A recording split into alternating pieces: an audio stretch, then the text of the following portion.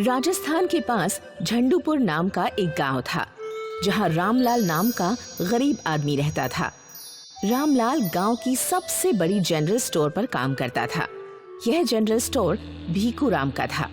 भीखूराम एक निर्दयी, कंजूस और लोभी बनिया था। रामलाल, चावल आ गए हैं, जाओ जाकर बोरियां उठा लाओ। मालिक, मुझसे 1 कुंटल की बोरी नहीं उठाई जाती, आप मजदूर बुला लीजिए। चुपचाप बोरी उठा कर लाओ, वरना तुम्हारी इस महीने की सैलरी आधी काट दूंगा। बेचारे दुबले पतले रामलाल को 1-1 क्विंटल की बोरियां उठानी पड़ी।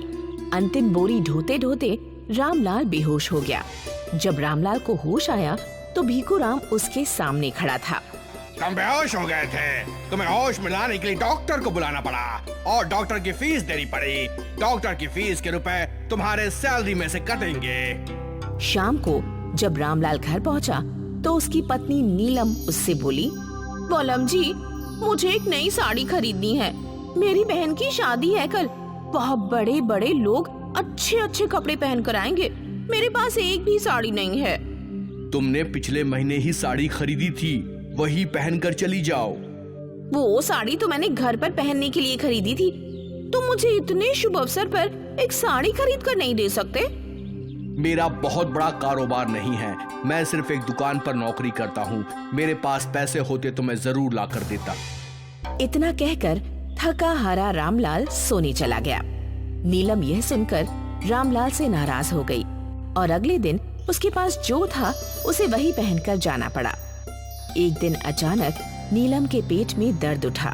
रामलाल भागकर डॉक्टर को बुला लाया। तुम्हारी पत्नी प्रेग्नेंट है, लेकिन वो स्वस्थ नहीं है। इसकी सेहत का ख्याल रखो। मैं कुछ दवाइयाँ दे रहा हूँ, इन्हें समय पर देते रहना।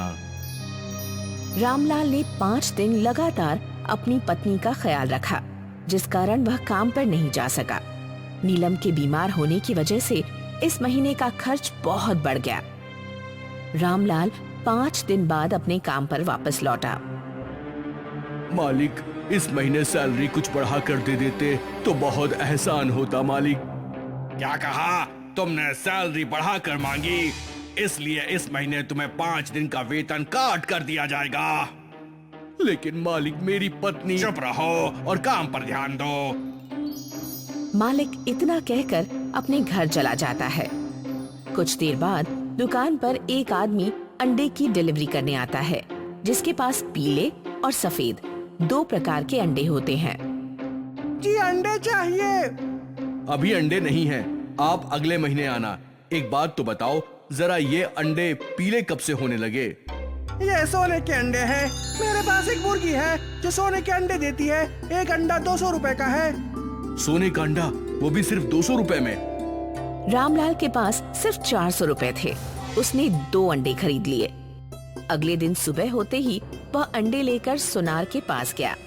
तुम मुझसे मजाक कर रहे हो क्या? ये अंडा नकली है।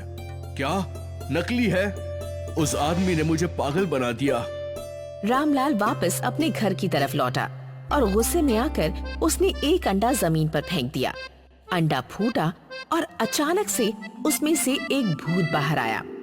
डरो नहीं, एक पाखंडी बाबा ने मुझे अंडे में कैद कर लिया था। आज मैं तुम्हारी वजह से मुक्त हो पाया हूँ।